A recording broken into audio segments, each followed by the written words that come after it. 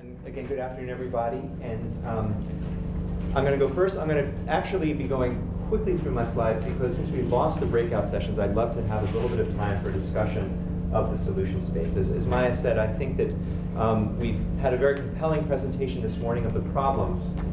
The reason we really need to bring health into the conversation is because the health community can help paint a path, help show a path towards the solution space. And that's what we're going to be talking about in this session. And I think having this discussion, talking about the different perspectives of different countries, and I'm blocking half the screen, aren't I? I'll talk behind people here. You know, having the different perspectives on co-benefits from the different countries and figuring out how we as a community move forward in articulating this is going to be a critical part of making whatever progress we can in the situation we are. Also, I don't know about people in other health ministries, but within the United States, climate change is very much marginalized within our own health ministry. And so by talking about the climate change mitigation and adaptation and the co-benefits in the context of the problems that the health ministry is already trying to face, I think we get more resources, we get a lot more leverage in actually making things happen in the real world. So I'm going to go very quickly through these slides. I already had a chance to talk about Paul Epstein, so I will not stay there. Let me just start with some facts that gives a reason why we have a real opportunity to make difference on the ground as a health community. Globally, we are facing several trends that are all going on at the same time. One is a major trend towards urbanization. Already half the world's population lives in cities. In another 30 years, 70% of the world's population will live in cities. At the same time, a lot of countries in the world are have either already undergone or are undergoing a transition from communicable diseases to non-communicable diseases. And this is where the global health and global public health community is really fixed right now, is what do we do about the huge burden that we have now and that is growing in the future of cancer, heart disease, stroke, respiratory disease. And this is the space where we can come in and start talking about solutions that are both addressing the non-communicable diseases, which is where our colleagues in health are focused, but also provide solutions on the energy transport side. I just put this up as a visual image of the impact that humans have on the planet. This is, on the left is a view of the United States from space, just showing the incredible transformation of the landscape. And it's a little bit hard to see, but on the right is a picture of the vegetative cover. And you can see, where the lights are greatest, that's where the vegetative cover is the least. I put that up to remind me of two things. The first is that one of the things we have to do in terms of mitigation and adaptation is to restore the vegetative cover to the green spaces, and there's a lot of health benefits to that, both from getting away from urban heat islands, but also air purification, a lot of mental health benefits as well. I also just throw it up there because we're going to be focusing a lot, or I'm going to be focusing on air pollution, transport, urban issues, but there are also a lot of health co-benefits to preservation of biodiversity, green space, wildlife migration corridors, and ecosystems that sometimes gets forgotten. We are not going to be talking about it too much, but I just put that up there as a reminder. For a lot of parts of the world, that's very important as well. Not the least of, from a very human point of view, it has to do with having new molecules and chemicals to provide new drugs. I mean, this is what a lot of people think about as a co-benefit of biodiversity, but there are also many other kinds of ecosystem services as well as the rights of other living things on the planet as well. And this is just a diagram just showing this risk transition. I think I've already explained that pretty clearly, but again, the idea is with time and development, societies undergo this transition from primarily risks of communicable diseases, indoor air pollution, impure water, over towards primary risk factors that are related more to the use of energy, use of transportation, which are physical inactivity, and the air pollution that goes with burning of fossil fuels. And I'm going to skip quickly through these slides as well. This was a 20-minute presentation, only to show that I put it up to show that we are talking about solutions to multiple problems at the same time. Traditionally in health, we talk about screening for a single disease, treating a single disease. As we talk about changing our built environments and doing, modifying the upstream factors, there's an important message in there that, and it was, I think Hugh was saying that it's not just doing something good for one disease. We're doing something for colon cancer, for cardiovascular disease, for stroke, for mental health, all at the same time. So these are very powerful sin solutions, and that's what these slides were just meant to convey. So let me spend just a couple of minutes talking about what we're trying to do within the United States, where, again, we have a problem both in terms of political opposition to doing something about climate change in many quarters, especially within, our congressional action is slow in coming, but also within our own health ministry, the idea that it's the purview of the health department to do something about climate change is also slow in coming. So I've shown you a report.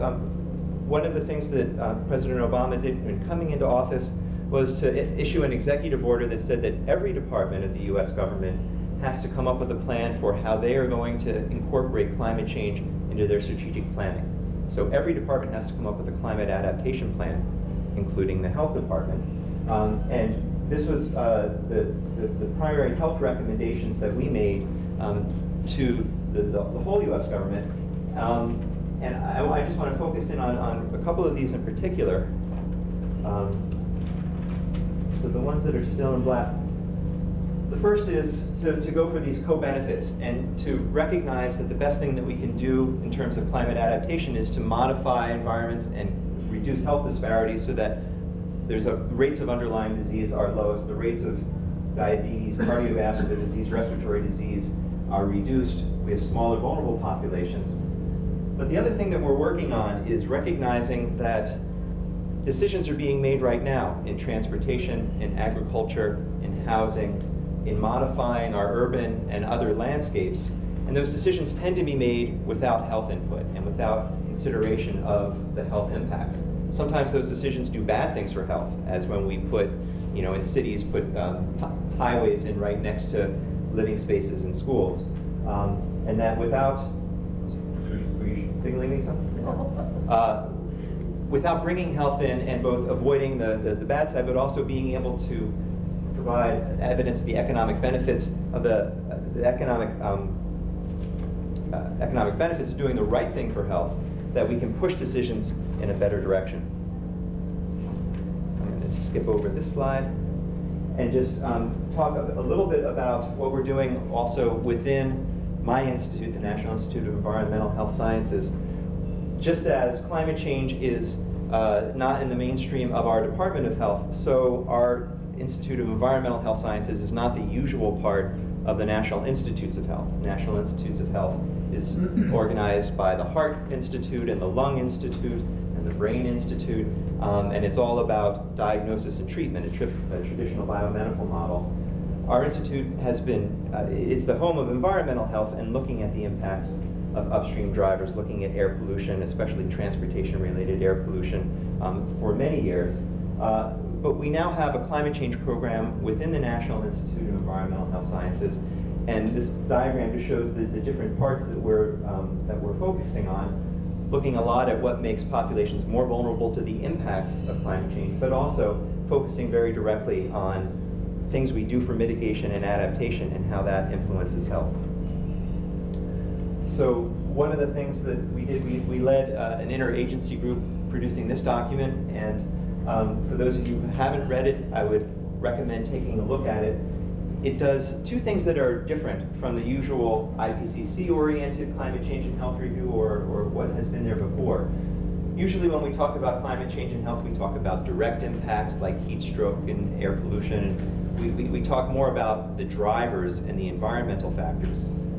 This was a document that was written more towards a biomedical institution like the NIH, organized the way our colleagues often think, which is, well, I'm a cardiologist. What does it mean for a cardiologist? What does it mean for a neurologist or a neuroscientist? So it's organized by health consequences and disease or organ systems almost, rather than the traditional mechanism.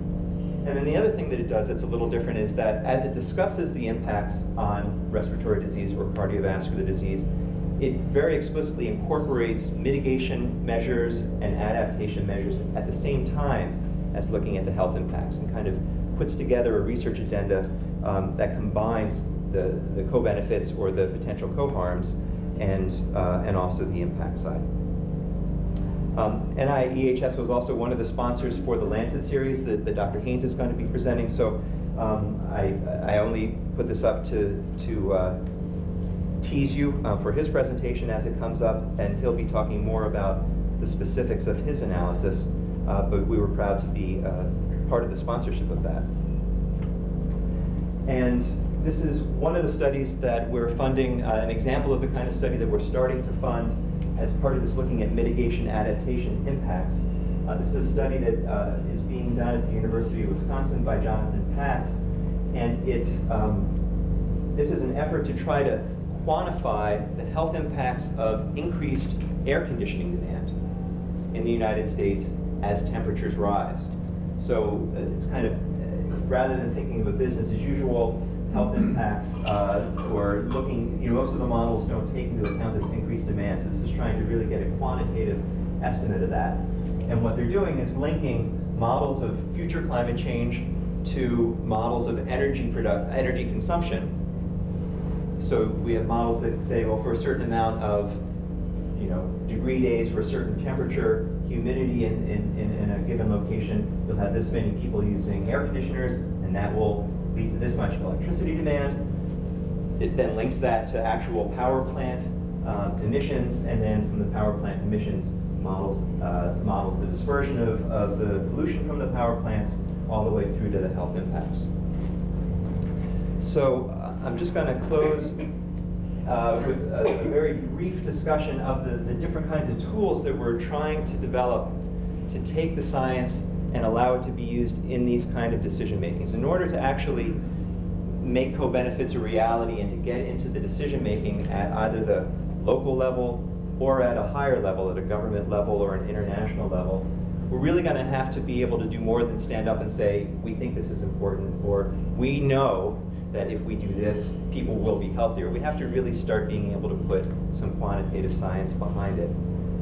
And there's kind of three different types of tools that each need to be developed. The first is a traditional risk assessment tool, which works well if we have well-studied kind of relationships like we have for air pollution. So that last grant that I showed that was linking all of these different quantitative models is a risk assessment model where we can actually say, if the temperature goes up a certain amount, we would expect to see X many additional cases of heart attacks, so many deaths, etc.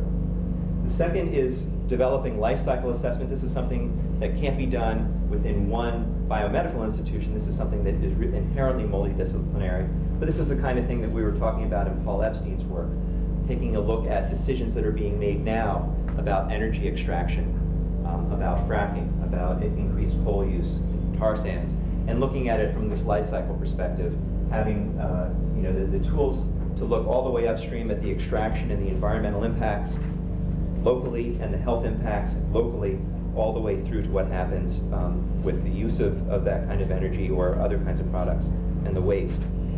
And then the third thing is health impact assessment, which is something that is relatively new to the United States. It's been advanced more in the European Union and Asia and other countries around the world, which is more of a process in some ways than it is a quantitative analysis. And the United States has just gotten behind this. Our National Academy just put out a report on guidance on how to do health impact assessment. But this is the way to bring together the risk assessment, community participation, community values, and start to actually influence decisions that are being made at the local level about projects, building projects, road projects, etc. So I just throw this up because I think we have to be thinking about developing these tools, building the body of evidence to support these kinds of analyses, and then mobilizing at the community level to bring health arguments into these decisions to start moving us towards healthier communities, lower carbon communities, etc. So I'm just going to close with this vision of the kind of sin solution that we're talking about. This is actually a model or a diagram of what's being done in the city of Chicago in terms of transforming urban spaces, where it's not just about creating, for example, biking lanes so people can bike more or more walkable spaces, but it's also looking at things like wastewater management. In the city of Chicago, they have a lot of trouble.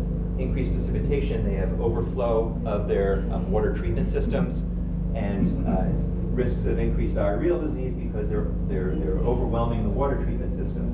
So they're using a lot more green space and kind of in urban wastewater treatment. You see the use of pervious pavement here at the edges of the road, etc.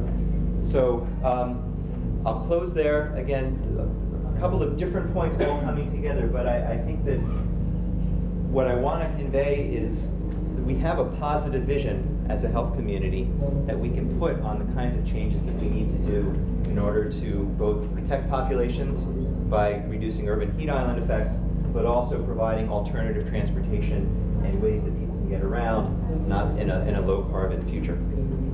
So with that, I'll close, and if we have time for questions, we can take one or two now, but hopefully also have time at the end when we've heard all of the presentations. So thanks very much.